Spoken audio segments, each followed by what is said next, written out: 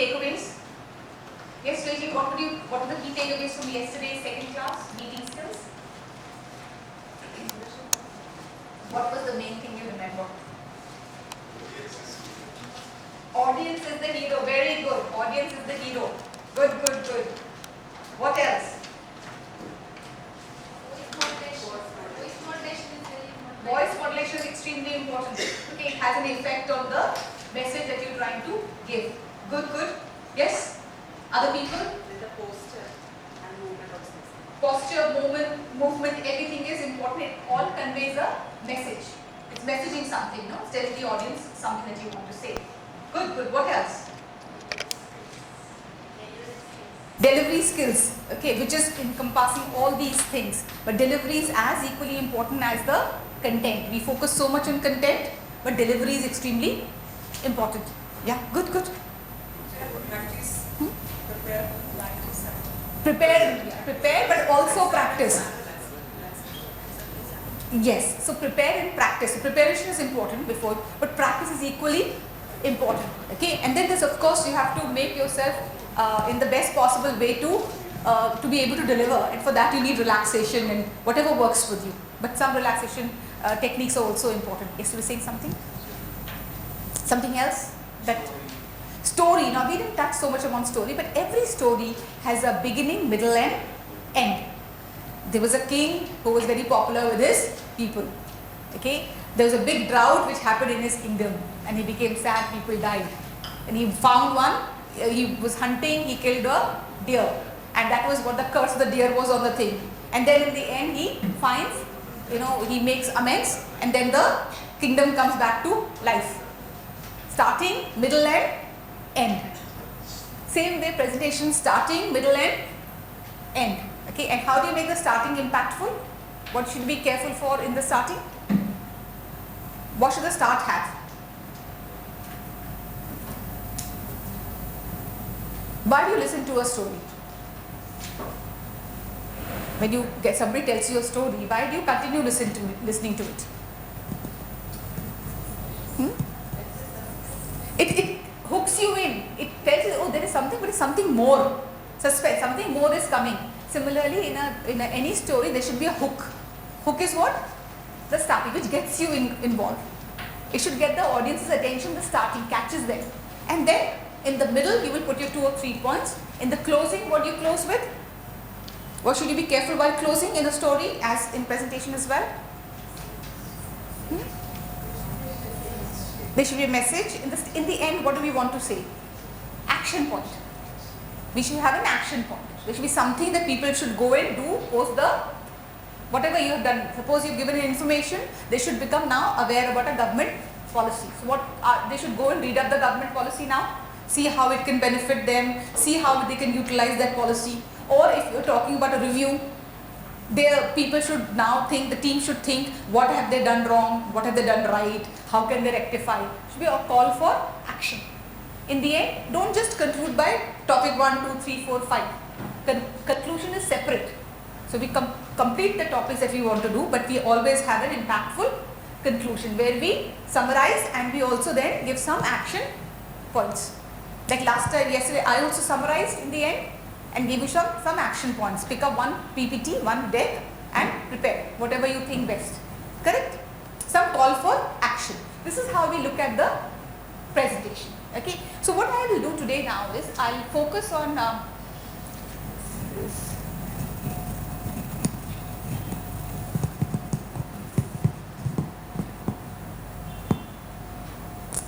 what is this? What do I do with this?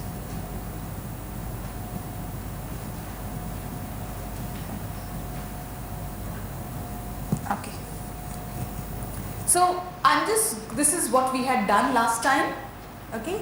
I've done a continuation of it. So over here, when I gave you the, how you speak with confidence, when we spoke of all this, I've added some details over here. And because that PPT will be with you later, you can refer to it. So I've added some details over here.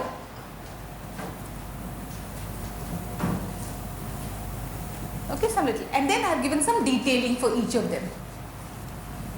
I have done all this in class in discussion, but because the presentation PPT deck will go to you. Does it go to you? Yes? Yeah? So then you can refer it to later. A little detailing I have given over here. Okay? We spoke of do's and don'ts. Okay? We spoke of how to protect your voice. We spoke of this. We spoke of how to prepare practice and relaxation. Okay? And now this is what we have not done. So when you have a Q&A, when you have a PPT delivery, at the end there's also some question and answer. Okay, when you do a presentation, at the end of it, you say, okay, does anybody have any questions? You are a very good audience, okay, so you are not asking any questions. Okay, but you know in reality, people will ask a lot of questions. So we have to be prepared for that particular questioning also. So we'll just discuss this for a few minutes now as to how to handle the Q&A. When the Q&A comes, question and answer comes, how do we handle it best? Okay. So number one, you have to prepare. So you have to kind of already, you know your audience, so you have a fair idea what kind of questions they may ask. You prepare beforehand. Okay. Like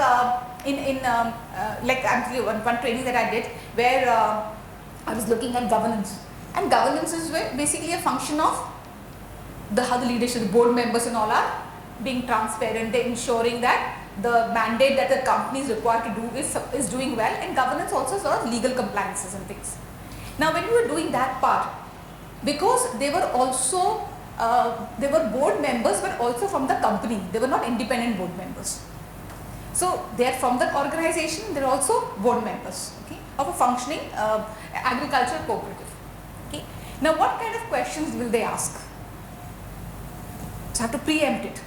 They are cooperative members, they become board members. They are sitting for this particular training. They know there are a lot of issues come in governance, auditors come and then they ask too many questions. So before they do, because I am doing an audience profile, I know these are not people who have been appointed through a selection process. They are members, and in a cooperative, they have some change after some time. So the cooperative members only select their own people who become board members. These are not because of qualifications, which means what? Education levels can vary. Because what questions can come up? Questions can come up, what is my accountability? I don't understand accounts. How can I be held, will I be held responsible? Okay, what if an auditor comes, what the auditor can demand, what the auditor cannot demand, what we don't have to show them. Okay, because what is he or she thinking? That they are not educated in running a company, but they have now in the particular role of through a cooperative, running the cooperative, which also has a farmer producer organization, FPO. So they are now running a business organization for all purposes, selling agricultural produce or products made out of agricultural produce. So we have to preempt what kind of questions. When you prepare, you already think what kind of questions can they ask. If you're going to doing a presentation specifically for women farmers, which we discussed, what kind of questions can women farmers ask? So you prepare beforehand. Okay, that is preparation. But once the process starts, okay, you when a question is asked, okay, don't think somebody is saying you don't know this. Don't get on the defensive. When somebody asks us a question, we think, you're questioning me. No. Change your attitude. Say, oh, I appreciate you raising that. Okay, or thank you, that's an important topic. Don't begin straight away by saying, no, that's not what I meant. You didn't hear what I said earlier. And don't say. What do you say? You begin with a positive tone. You say statements like, I thank you, that's an important topic. I'm glad you brought it out. We'll discuss it now. Okay? So don't be on the defensive. Then now look at it. We spoke of empathy earlier in the first session. Empathy was putting yourself in the other person's shoes. Now when they're asking a question, channel your empathy. Ask them, what else do they care about right now? When the Q&A is happening, what else do they care about? You have done whatever is the presentation. What else do they care about? They may care about like for example, this particular audience, just giving an example. When I interacted with you, I think my focus was on presentation skills. So I didn't look at much of how to prepare the PPT. That's a more technical part, it's a behavioral part. But when we were discussing, the thing was, what else do they care about? They might also care about how do I make better decks. Think, and that could have come in the Q&A.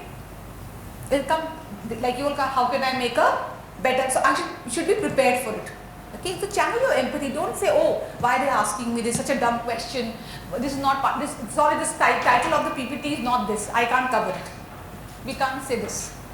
Okay, so you have to channel. Okay, then start with every time you have a tension. You know, sometimes you will find people get very offensive.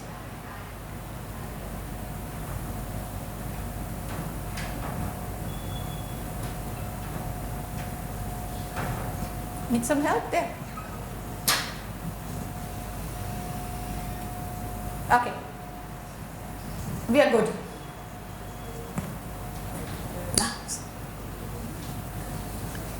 Okay, so whenever somebody says something, and sometimes you will find very aggressive people also in the audience. Huh?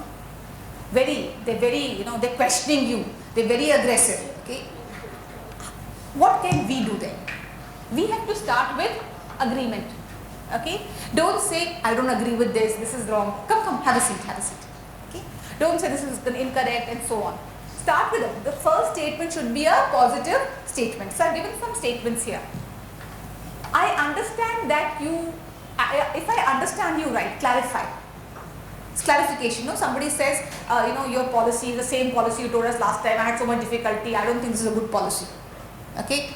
Or says, oh no, you all just come to us only when you have to do your thing. When we call, nobody answers. Totally different things they will say, not connected to your presentation. Does it happen? Okay, very much, no? Now what do you say? You clarify first. You ask them, okay? Very sorry. Where is it? I understand, if I understand you right, you are talking about this policy. Now, first clarify what they're talking about. Because people are agitated, they don't speak clearly. They speak in some words which are making sense in their head, but they're not coming out correct. So this will also diffuse the situation. What is our objective? Diffuse the situation. We don't want to have maramari, no? We don't want to have arguments over here. We want it to be diffused. So to diffuse the situation, we seek time. We have to make a distance between the statement made by the audience and our response. There should be some time gap. And to get that time gap, we can make statements like, if I understand you correctly, you're talking about X policy. They say, no, I didn't mean that. Yes, that one only I'm talking about. So now suddenly the audience warms up, says, oh, they're worried, they're concerned. They're asking, they think my opinion matters. I'm important. That makes people always feel good when you make them feel important. Okay. Or you say you make statements like, oh, I think we are aligned on so much on this. So much we are both in agreement on. However, this is one point which we are differing on. Let me explain. Okay. So another statement. Decide where. So first is we want to understand their view. Next is we want to first say that we are not disagreeing on everything. We are agreeing on some things. Start with that positive, and then you talk about the things that you disagree. The other thing, you decide where does the disagreement actually lie. In the whole statement, disagreement may lie only in one or two things. But the statement is talking about everything that you have said. This is not of any use to us. You have wasted 1 hour of our time. So people say this. You tell me, maybe you've met nicer people. Huh? What do when you make presentation, what is the kind of disagreement that comes out? Or they're all nice and happy. Thank you, madam, so much you came. Yeah, they do that? What do they say? I will get it back to you. Yeah. What else? What else do they say?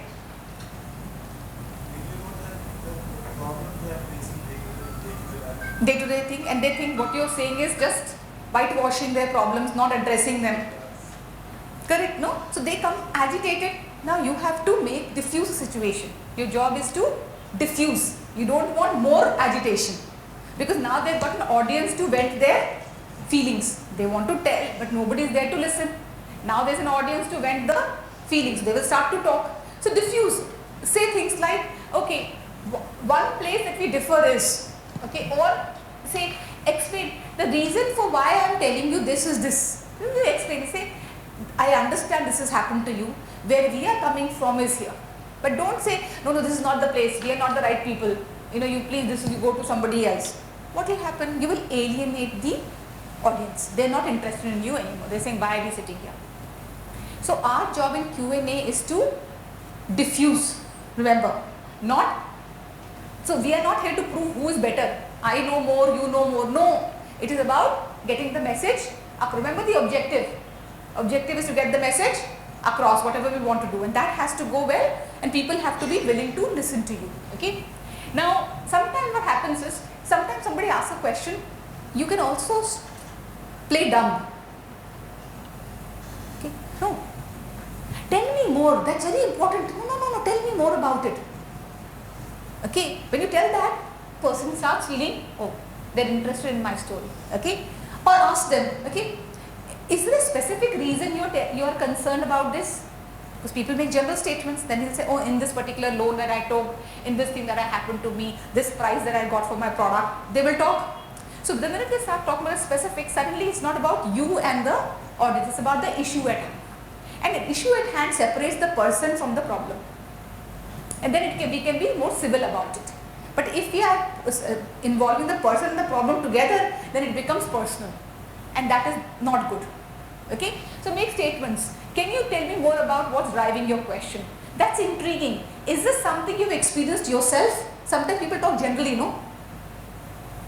Like statements, sab logon ko problem hai, everybody has this issue. So can you tell me something that you've experienced yourself? So those are fake problems will go away immediately. The minute I ask you, okay, Sheena, you said that everybody has difficulty making presentation. Why we are making, nobody understands. So I say, Sheena, can you tell me, have you experienced this yourself? The minute one says experience yourself, then suddenly you become, now you have to give specifics, no? Now it cannot be a story in the air, it has to be something specific. And that person makes people quieten down. So you ask make these kind of statements, okay? And if nothing else works, you can always close with this. I'm not sure about this, but thank you. I'll look into this. I'm not sure about this, but thank you. I will look into this. You're not making any promises of solving. What you're saying is you're looking into this. Or you say that, oh, thank you so much. I will get back to you. So at that point of time, you're not ignoring the question. And you're not getting into an argument. But you're trying to ensure that the audience the message remains and other things don't clutter the message. Too much noise does not come. Okay. So any questions regarding Q&A handling? Any difficulties you have faced when somebody's asked you a question, and it's not probably on my PPT, but I can clarify now. Anything, Suresh? When people ask questions after presentation, anything I have not covered here?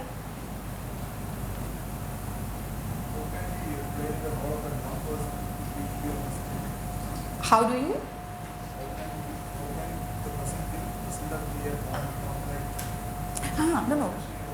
No, play dumb. Play dumb मतलब क्या? मुझे नहीं मालूम, आपको मालूम है. I don't. No, we're not dumb. We know it. But what we do is we put the ball in the other person's court. And they'll say, this.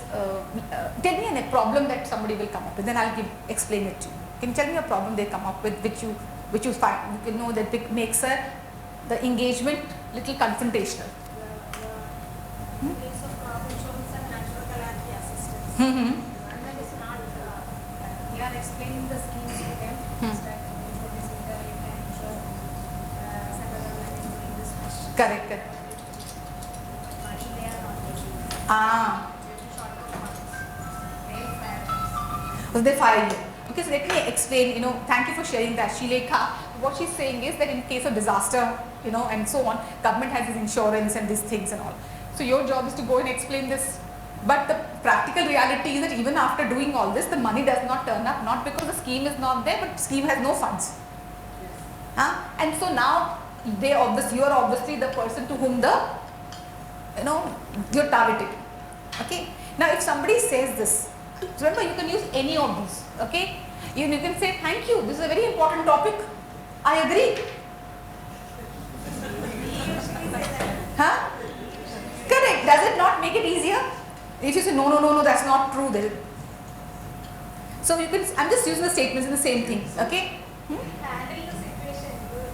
I was told about an issue. No, correct. No, I'm not saying you're not capable of doing it. I'm just reinforcing and saying how do you make these statements. Okay. You're appreciating the work. Yeah, very nice. You said very good important point. You know. Yeah. So when you appreciate, it doesn't become more. There's no argument happening between you and the audience. Or suppose you say this, okay? Suppose you say, okay, we both agree the scheme is good, okay? But yeah, I understand that the implementation has been not to the expectation. We will take your concerns back to the office and we'll come back. So see how we are talking. We're not saying, what is this? You apply, no, first you apply, then you see when the money comes. You think government has lots of money. People apply like that also. Because if you get irritated, no? We'll say, what do you mean? Do you think I'm also not getting my salary for, I have had these people, I am not getting my salary, I'm going to give you, we are doing our thing, you're not listening, we are doing our job, we have come from so far. People start telling their problem. That is not the space. So I'm saying, just look at the statement over here, okay? So suppose somebody brings this up. Let's pick up the parry with curiosity. You can say, is this this is interesting what you've brought out right now, very important. Remember, this is language. You will speak in your own native language, the local language over here. But I'm speaking in English. Okay, the words might sound very big, but in local language you translate, they're simple words only. Okay. Oh, this is very interesting. Have you experienced it yourself? Like that. So what happens? Sometimes people become like big leaders. Themselves they have got or whatever, but they want to take up this issue, pick up this one's issue, and I'm the leader. And then they galvanize people, and the whole meeting becomes disruptive. That is what we want to diffuse. We can't answers. Remember, we can't come up with answers right now which are false. We don't want to do that. All we're saying is, in the Q&A after you have presented, how do you manage the Q&A well, so that the original message does not get lost in the noise. People don't go back with a bad feeling about your presentation. They go back with a good feeling about your presentation. So you were saying something, Suresh. In some cases, this argument will also make the class live. Such as? I have usually I used to argue with people. Every class. To make it live. And I make some fun and make it easy. At the last time of that class, I will be more friendly with that person. More friendly? With that person. Yeah. So I may be arguing now. Usually, maybe 20-25 people will be there. I will be arguing with one or two. After the class also we will be keeping 2-3 years of friendship with this guy only. The one you argued with? I guess it's that. Yeah. So see, you're talking about it. Catch it, one or two person. That's a good tip for me. Are you giving me tips? No, I think so. This is giving me some tips. Okay, I should catch. If I am going for a class, I will identify one or two persons. Those are very much irritating. Then I will argue with that guy. All others will be interested because he will be the problem-making guy. Yeah. So when I argue with that guy, all others will be interested in that class. Yeah, because something extra is happening, no? Outside of the boring lectures. See, but you were talking from a training perspective, no? Now I'm talking more from let's look at a training perspective only, okay? Suppose a student asks a question, which in some way the person is challenging your view. Okay, suppose, let's say it's a simple topic, not complex, okay? You're talking about some process. Yeah. You're talking about some process which you have to explain, some, I don't know what your topics are teaching, but let's assume you're talking about agricultural finance. Do you have to teach that in training? Do you have to tell when you do training sessions, you take agricultural finance? How do you get finance? No? So, I'm just trying to see. Banks do that, okay. So, a training, let's assume the training is about understanding agricultural practices, good practices, okay. Now somebody says, no, India is Bharat, Bharat is India, traditional practices are better, this new age product practices are not good. Starts arguing for argument's sake. Some people do that, okay. Now with these people, the more it's like pig in a mud, in a mud pit. When you see a pig, pigs like to roll in the mud, in the dirty mud, The more they roll, the more they throw the mud around, no? So if you also get it, you will also get dirty. There is no way you will come out clean. So how do you maintain a separation? Okay, so this is when you say things in agreement, no? Yeah, this is very, you have a specific reason for saying why traditional farming is better than modern farming. You have a specific reason. Has this been your experience? Have you been a farmer? Then you find out nothing. It's talking from some WhatsApp message. So when you do it, what you do is you also you able to shift, you're able to separate the genuine concerns from the non-genuine concerns. There are some genuine concerns also. Okay, but when you start with agreement, automatically people are less defensive. You make them more comfortable. If I say no, you're wrong, but if I say yeah, I agree with you. But however, this is one area that we can, let me explain. Okay, and if you're still not convinced, we can always meet after the class because we have some time to maintain over here and we can discuss it further. So your class is not disrupted then. You also have to maintain time, like I am conscious of time all the time. I am looking at the time saying how much time I am spending, we have to finish some things also. So you say okay, we can discuss this. I understand that you are still not convinced and this is perfectly okay. Can we sit down after the class and discuss this? So at least larger people will not, too many people will not join that person in the chorus. That's how we diffuse in the Q&A. Okay. Now with this I have closed, there's something called the Trier Social Stress Test. You can look up online. Okay, it's called the Trier Social Stress Test, which tells you a little bit more about how to diffuse bad situations. Okay, you can read a bit. I don't have the space for discussion here. Okay. So now what I am doing is I am telling you about how to make the deck. Are we good now? How to make a presentation. Okay. Now we understand that there is a sales presentation, there is an informative presentation, there is a presentation in which you are trying to convince somebody, influence people. Okay. All kinds of presentations, not only one type, many type of presentations are there. Some of the principles are specific to a selling a product presentation or coming with a new idea, new policy, new thing nobody knows about. That you're telling awareness for the first time. So I'm beginning with that. Number one is let me do the next one, okay. Now this is specific to sales and none of you are doing sales presentations, no? Are you selling any government product? No? Okay, then I will skip this. Let's do this. Now look at this. There's a written document or email, okay, and there's a live presentation. If you have to give some information, you make flyers, you have booklets, no? Okay, so think of this as a booklet, okay, and you're making a live presentation. In this, the level of detail needed and level of control, amount of control you have. The amount of control you have in a written document is, on the document is high, but on the audience, what is the amount of control on the audience in a written document? 0. It can go to anybody. Okay, what's the amount of control in a presentation? A lot more. Okay, but what is the level of detail needed in a document? Very high. Level of detail needed in a presentation? Low. Because you can always speak about the detail. You understand? In a presentation, level of detail is low requirement because you have control over the audience. Okay? When I say control, it means you can explain the details depending on the questions and the type of responses coming from the audience. If there are no questions coming, you don't have to explain everything. But in a written document, detail has to be very, very high. Everything that you need to tell has to be there.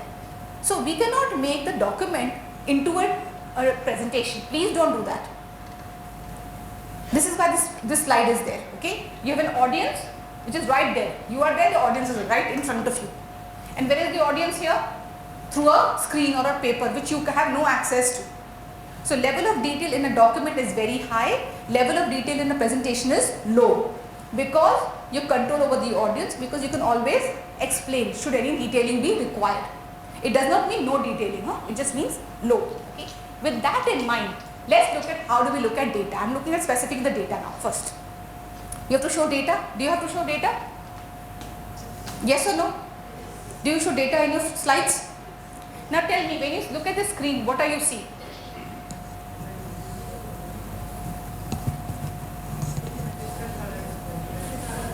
Can you identify one color which is dominant? Maybe reddish, pinkish. No. Red is there, but there's also on that side lots of blue is there. It's mixed. Your eye is moving everywhere. Is your eye in one place? Eye is moving. In a presentation, we want the eye to be moved to the space that we want to move it. And for that, this will not do. Okay. So I have an exercise. How many threes are there? Count the three.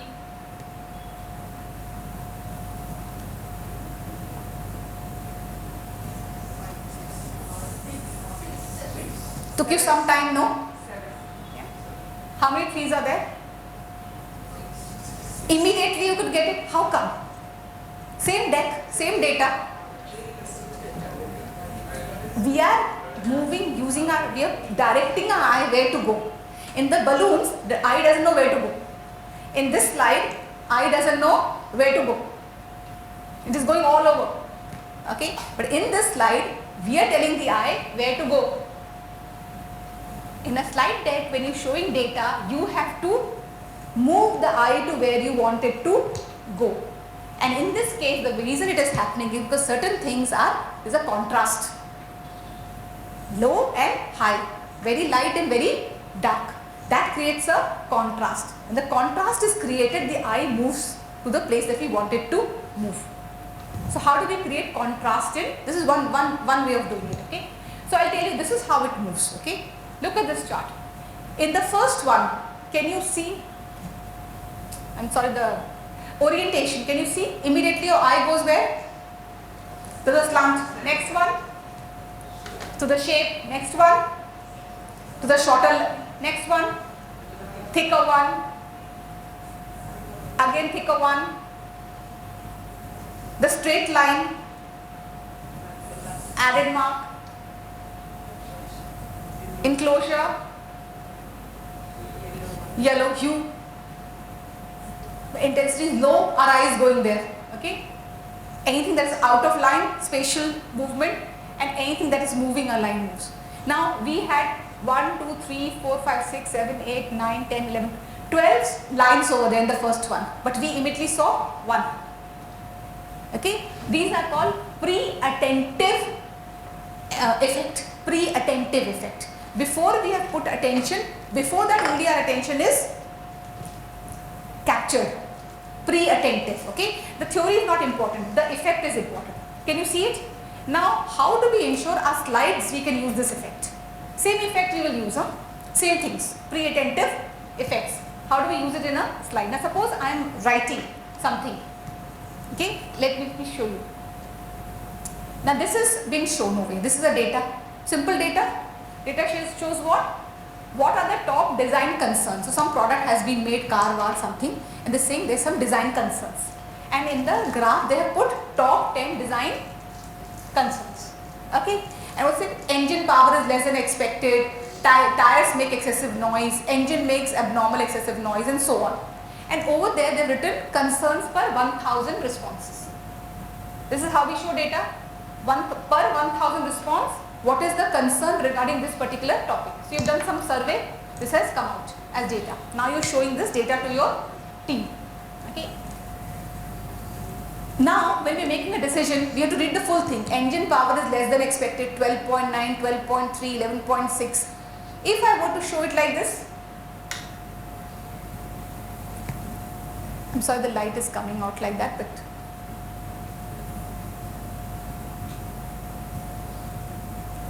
see that corner of the screen is, but so can you see it better now than the first one? Now what happened? Immediately we know that 7 of the top design concerns have 10 or more concerns per 1,000. We divide the data into two parts. More than 10 concerns and less than 10 concerns. Okay. Immediately we can see. If I were to make it this, of the top design concerns, 3 are noise related. And which 3 are noise related? Without looking, can you tell? Without reading, can you tell which are noise related? The more read, more noise related. Automatically. Now, after that you will read it. So what have we done? We have played with the hue and the color and the contrast. In this, we don't read engine power is nothing. We know top 3 design concerns which are concerning noise merely by looking at the deep shade of red. Automatically eye goes there.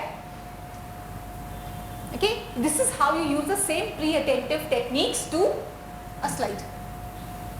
So normally how we make multicolored graphs, no? All colors are thrown there, holi hai on the slide. Okay, when you do that, it's like the balloon.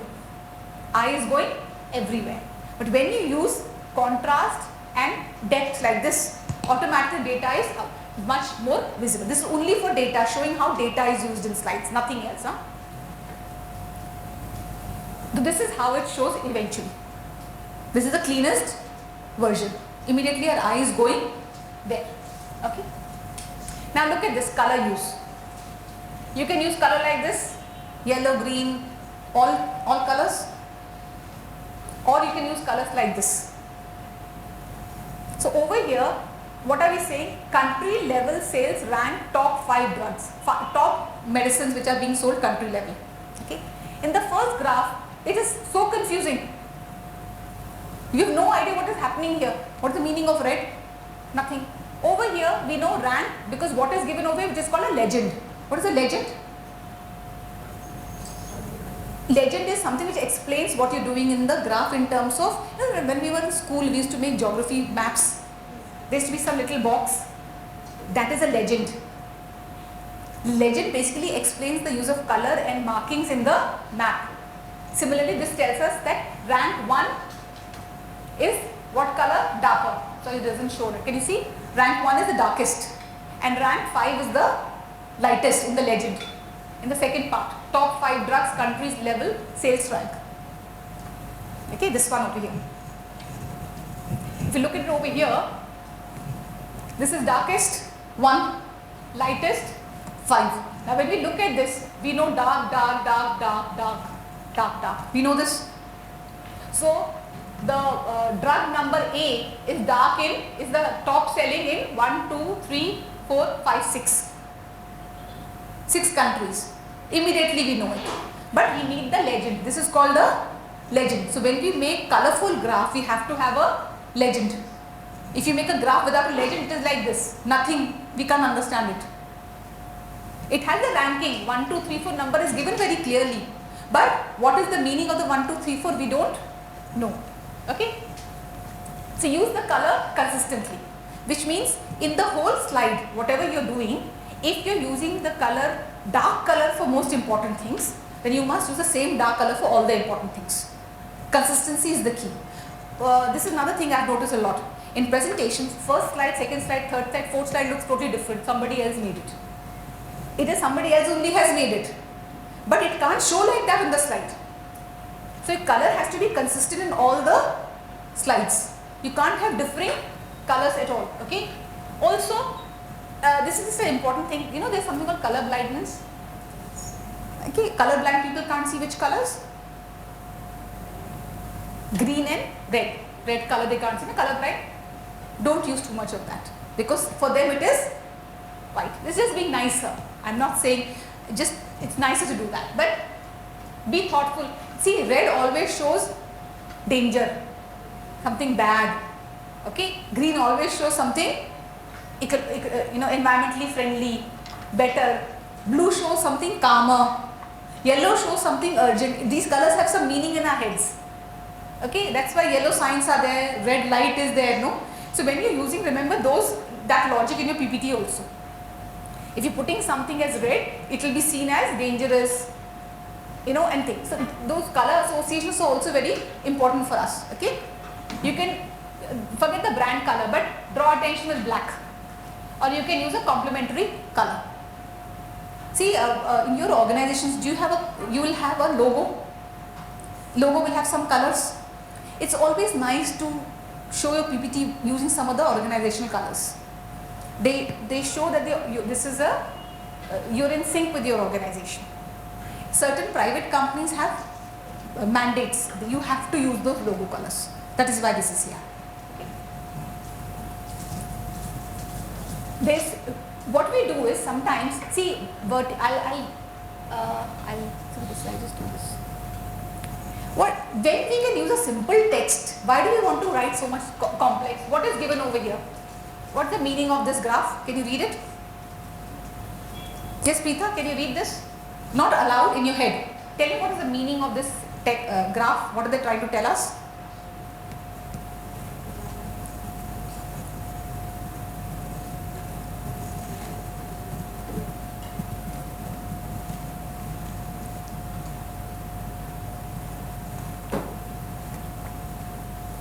What is the insight that you're getting from this data?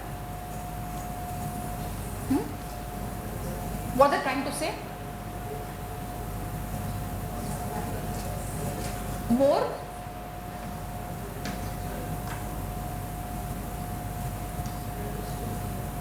louder. We spoke of voice and everything. I cannot hear anybody. What is the meaning of this data?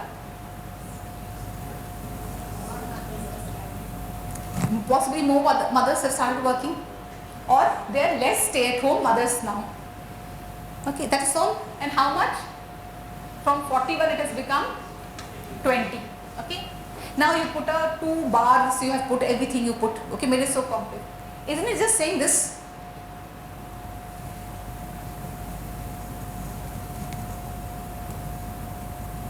It's saying this only, no? 20% of children had a traditional stay-at-home mom in 2012 compared to 41% in 1970. Then why need to do all this? See, the minute I put this, all of you have to strain, couldn't understand. You have to read it carefully. And while you are reading, you can't hear me. We spoke about it, no? We can either hear or see. We can't do two things together. So why you want to complicate the lives of your people, audience? Audience is the hero, no? If you put this, is the message not going out loud and clear? Simple to read, large, big letters. Anybody can read from the back of the class also. So we have to be mindful of that. That do we really require graphs and all? Or will a simple text do? So simple text can easily do in some places. Remember this thing. When you have just a number or two, when you have 1 or 2 numbers to show, then simple text will suffice. But when you have many different numbers to show, then you have to go to a graph. When 1 or 2 numbers are required, you can do the, now you can show it like this, okay? But when the 1 or 2 numbers are, show the number directly, 20%, 40%, 41%. But when many are required, then possibly you have to show a graph. Okay? So many times when you are showing your data, you are showing 1 or 2 numbers sometimes. Number of people who use this policy versus people who are using it right now. Complex numbers? No, but what we'll put there? Full table. With 10 numbers. Nobody can read that. Can you read what is there in the tables? I can never read it. What is your experience, Seema? Can you read? When they put table, we just nod and sit. Because we don't want to be the first person to ask. नहीं दिख रहा है, कहीं अरे क्या चश्मा change करिए, change your glasses, no? I don't want to say, but none of us can read that graph. Okay, that is why we have to remember the audience has to understand our message. So 1 or 2 numbers are there, use the number directly. If more are there, then try to use graphs. Okay, don't make it complex. Okay. Now this is called a verbal system. Okay, in which you put a heavy border, a light border like this. Okay, where you have data group 1, 2, 3, 4. Let's assume this is employees. Employee number 1, employee number 2, whatever number. 5 employees are there. And you're talking about the employees' performance, employees' team. You know, I don't know what is your appraisal nowadays. They must be testing something, no? On-time performance. 4 measures are there. Now, when it's a mixed audience. So we are doing a review. This is a review. In the review, who's there? If it's only for your team, then people who have specific tasks given to them. Okay. When it's a mixed team, large group, mixed group, they all come from different teams. Let's assume this is team A. Let's say district wise, within a district taluka wise data. Okay, taluka wise data basically means group A, group B is different taluka. Okay. Now and all the taluka people are there in the review meeting. Where do you think, if Lovely is from X taluka, which data would you want to see there?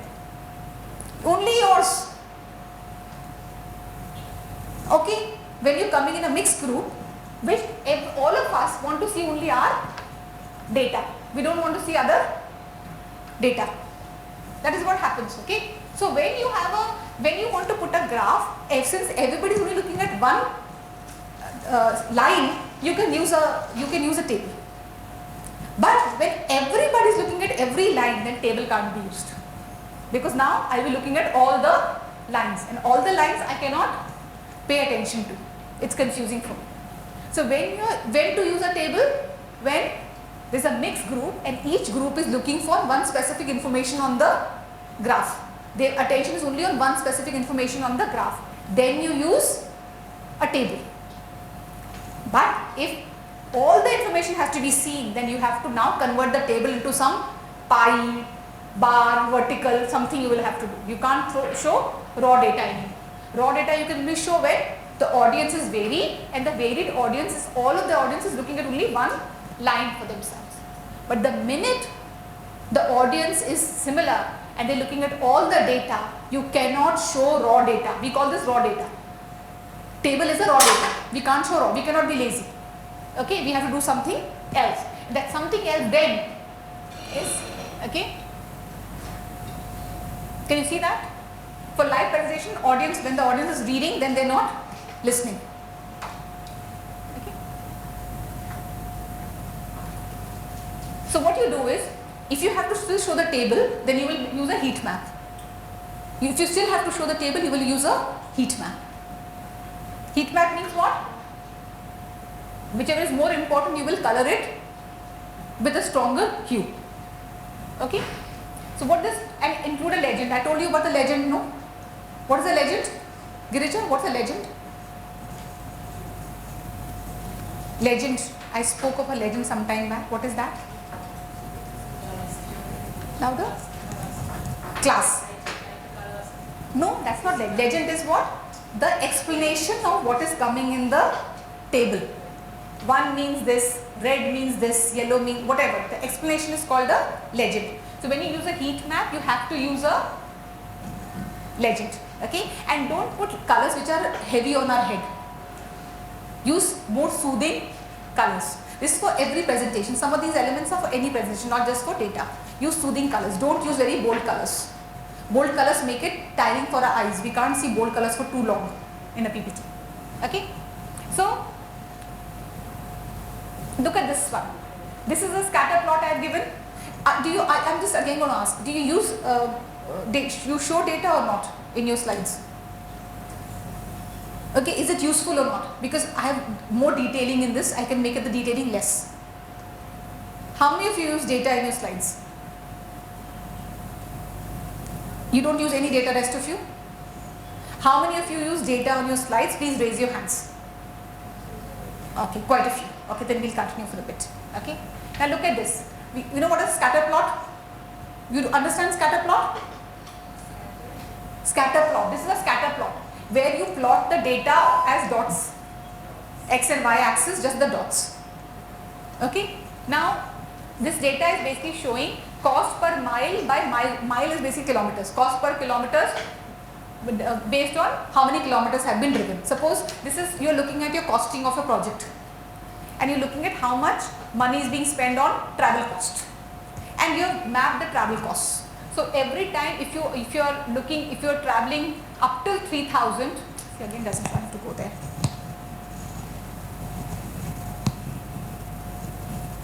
This shows how many kilometers have been driven per month.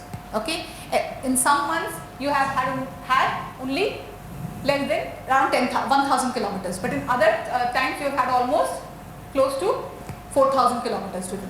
Now what they did, this is just per month how much has happened. But in that month, what has been the cost per mile? If one person is going and you're using a car, the cost per mile per person is much more. But if 10 people are going in a or 8 people are going in a Toyota Innova or something, then cost per mile reduces. So So you're showing this data. You're trying to tell people how many kilometers we are using and how much is the cost per kilometer. We know cost per kilometer is higher, especially when the miles are driven less. And then this is the average. Average is this. Now over here I just have data, raw data. But if I use this now, I know how many miles if we drive are above average. We want our cost to be average or below average. These are above average. We need to find out why are they above average. This shows you or draws your attention to the data that is required to be spoken of. We don't need to know every data. We need to know only the data which is to be spoken of. Okay, this is just when you create a hue and a difference. Okay, so I'll just go a little faster. I'll show you this. Now look at this. Employee feedback over time. You get feedback? Employee feedback? You all do feedback? Yes, no? So look at this feedback. So you're getting feedback and you're saying that, okay, in the survey years 2014 to 2015, 1 year, you're saying that the employee feedback over time from 2014 to 2015, how it has moved. In 2014, peers let's say the employees were getting better favorable feedback. 85% of the peers were getting favorable feedback. Peer feedback, peers person to person, same level people are giving feedback. Okay, but in 2015 it has gone up to 96%. Everything has risen. Hello, good morning.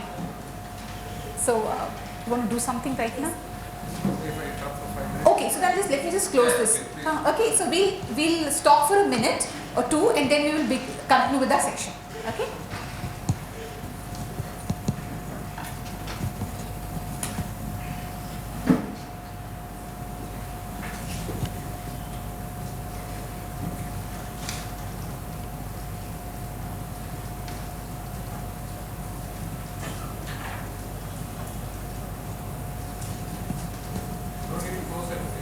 No, I just minimized it. Yeah.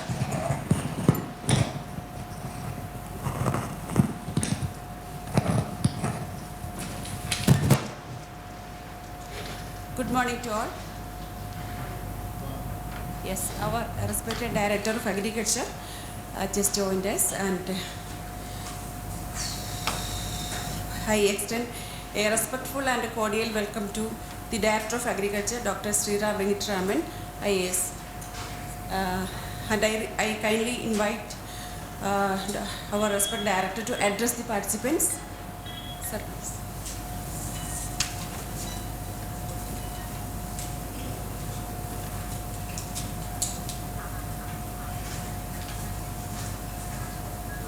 Effectively,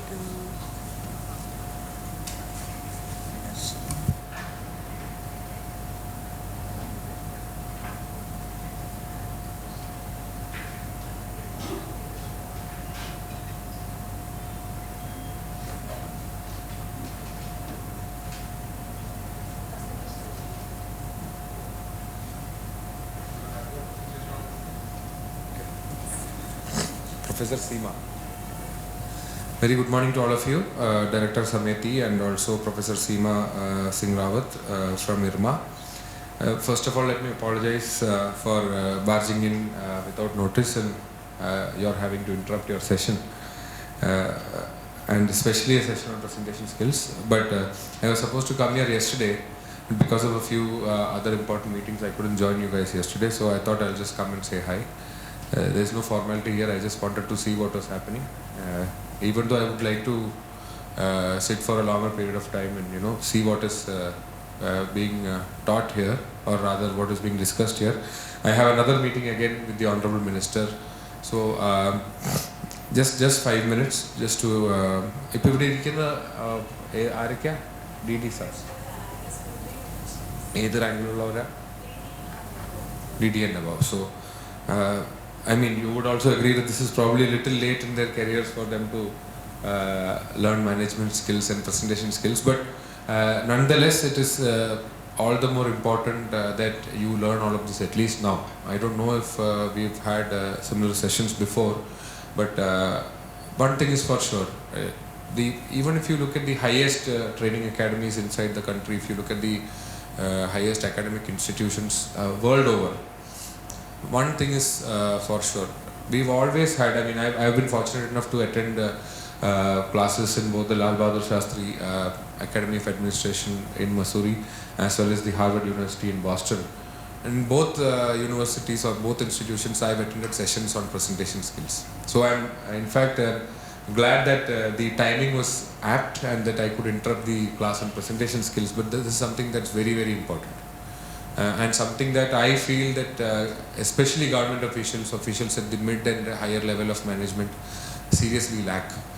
Yesterday I was in a meeting with the Principal Secretary Agriculture, the APC, and it was a meeting on the Agriculture Infrastructure Fund. So I am supposed to attend a Government of India meeting on the 9th, which is day after tomorrow, in Chennai, where I am expected to present Kerala's case in front of the rest of the states and the central government. And this meeting that happened yesterday was a pre-meeting, a precursor to that meeting, which was supposed to prepare me, because I was going alone, and they were supposed to prepare me to present Kerala's case in that meeting. And the presentation that was shown to me, which I was supposed to take to Chennai tomorrow, and I am supposed to take to Chennai tomorrow and present, was, to be very frank, pathetic. And we have one day, today and tomorrow, probably 2 days, to get everything corrected and to not cut a sorry figure in front of the rest of the world. So it is very important that, so we all know that we are all professionals, they all are from the agriculture background. I am also from a similar professional background, and we are all very good at what we do. There is no doubt about that. We are all extremely good at what we do. We know our trade. When we hear something, we understand clearly where it is coming from, what something means, and from our field experience and other years and years of decades of experience that all of us have, we are very good at what we do. But unfortunately, what happens is that we do a lot of things, but we fail to present it in a proper manner.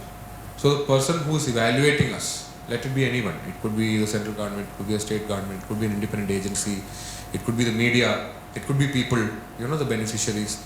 The person at the other end who is evaluating our performance fails to fully grasp the magnitude of what we do, or the importance of what we do, or the quality of what we do.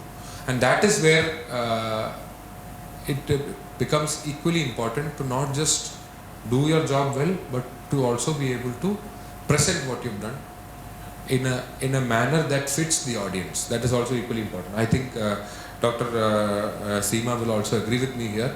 A presentation that you make to the minister is not the same presentation that you'll make to the Government of India Secretary. It's not the same presentation that you'll make to an agriculturist, to a farmer, right? It again will not be the same presentation that I would make to my subordinate, my top level management staff here. So it is the most important part of making a presentation, according to me, maybe I'm wrong, there are probably equally important aspects to making a presentation, is to understand the audience. It is very, very important that you understand whom you're talking to, and that is probably where we fail. We do a lot of stuff, but when you talk to someone, for instance, outside of the agriculture department, let's say you're talking to the chief, you're making a presentation to the chief secretary, and he may not have an in-depth background in what the agriculture department is doing, let alone in-depth background in the trade of agriculture. He may not even understand what exactly the department is doing on a day-to-day basis, what our schemes in the plan are, what the Government of India schemes are. He wouldn't know. He or she wouldn't know, probably, unless they've also worked in the department recently. So you should understand their position and try to explain things in a manner that fits their understanding. It's not that their level of understanding is lower or higher, it's just a lack of exposure. So you should understand the level of exposure that the audience has, and number two, you should understand the level of expectation the audience has. What the Chief Secretary expects from a half an hour meeting that you have, or a half an hour appointment you have with them. So what happens usually is that you start off with a history about the department. You try to pack in everything. Like I have seen people come with a deck of 50 slides for a 15-minute presentation. It is impossible. So managing to run through the entire deck is impossible unless you end up saying nothing. You end up reading all the 50 slides, but the audience is just lost. They don't understand what you're talking about. They don't even understand why the meeting was called in the first place. So very, very important that all of us have proper presentation skills, because going forward this is going to be very, very important. And why I'm saying this is, as we speak, there are a couple of Government of India meetings that are happening that are being attended by my additional directors. They are deputy directors or joint directors or deputy directors. So the next level is going to be an additional director. You are going to attend online, hybrid, in-person meetings with the Government of India Secretary. The Government of India Secretary is equivalent in rank to the state's chief secretary. So that is, it's a senior most level official. You're going to present our side in front of the Government of India Secretary, maybe 2 or 3 years down the line. For the last 1 or 1.5 years of your career, that is what you're going to be doing on a day-to-day basis. And this is how things have changed. It never used to be the case in the past that an additional director or a joint director would go and directly talk to a secretary at the Government of India level, or a joint secretary for that matter. It wouldn't have happened at 5 years ago, but now that is not the case, because there are too many meetings happening, there are too many things that are having to be taken care of, and the director or the secretary cannot be there everywhere at the same time.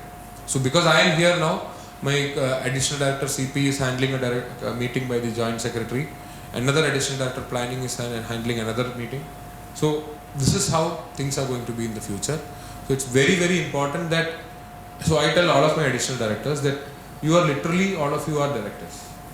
It's just that the system calls one of us the director and the rest of us additional directors. No. But in reality, we are all directors that are handling different verticals. I can call myself the coordination director who coordinates all the other directors. That's all. I'm not an expert in any of these verticals. I'm not an expert in agriculture. So my only expertise is in coordinating people, in managing large teams, of other leaders. So that is all I'm doing. The rest of the work is being done by my additional directors, my joint directors. They are attending meetings at the Government of India level, at regional levels. Maybe even meetings where there are international stakeholders such as World Bank meetings. So this is the future, this is how the future is going to look like for you. So that is why this 4-day program, right, on leadership, management, etc. presentation is a very important part of that. It becomes very important. So of course it is commendable that Sameti has taken this up, this mission of training all of you in leadership. Very, very important. You are all going to be the leaders of the very near future, maybe in the next year or so. So thank you for doing this on behalf of the department. And also IRMA, of course, I have a lot of very, very good friends from IRMA. I heard about IRMA when the year that I got into service, 2013, when I was a trainee assistant collector. So my collector, who was training me for the first year, he was also not from IRMA, but he was heading Kudumbashree, before and after. He was involved in local self-government before and after the district collectorship stint that he had. So he had heard a lot about IRMA, and he was probably one of the first people to have a massive recruitment drive. You must have heard about what around that time what had happened. He ran a massive recruitment drive for Kudumbashree, and he recruited people at the top management level of Kudumbashree. And if I'm not wrong, more than 80% of them were from one institute. So that is the first time that I heard about IRMA in depth. I have a couple of friends in service. They are both from the Odisha cadre. They are both IRMA products. I'm sure there are many more, but these are two very close friends. One is in the IAS, one is in the IPS. They are husband and wife, both from IRMA. So I have very, very close or a fond connection with the institute. I'm very glad that Sameti has been able to tie up with an institute of this stature that understands. So the advantage of IRMA, unlike a lot of other management institutes, is that it is a very grounded institute. This is what I understand. It is very grounded in the grassroots level reality of the country, in local LSGD, local self-government development, in rural development, in agriculture. So the fundamentals of the institute are very strong, and that reflects in the kind of product, the kind of people that graduate from the institute. I'm sure that the same quality also extends to the 4-day training program that we have. One last request before I wind up. This shouldn't be a one-off thing. Pardon me for the Malayalam. we shouldn't just run this for 4 days and just let it go. It should be a continuous thing. There should be a kind of exchange where if IRMA wants students, your master, postgraduate students, your PhD students or whatever, can come work with us. Maybe they can do their projects with us. And also people from our side, the deputy directors, or even more junior people, like people who have just got promoted from being agriculture officers from the field directly to the assistant directors. We can send people of that rank to IRMA for leadership training and other, maybe even specialist training programs. So this is a kind of partnership that we should try to build, rather than seeking international partnerships with other universities. We should find partners that are grounded in the same reality that we are a part of. In that sense, this is the perfect collaboration that can happen. I hope that this continues and doesn't stop with these one-off trainings, that it evolves into a more continuous kind of professional relationship between the two organizations. So thank you very much again. Again, apologies for interrupting. I wish all of you the very best. I hope that you have a lot of takeaways from the 4-day workshop that you have here. And I would also like to collect feedback after the 4-day session from all of them. Let me know how the training was, where we can improve, where we can bring in more modules that they would find useful, etc. So again, thank you very much. All the best.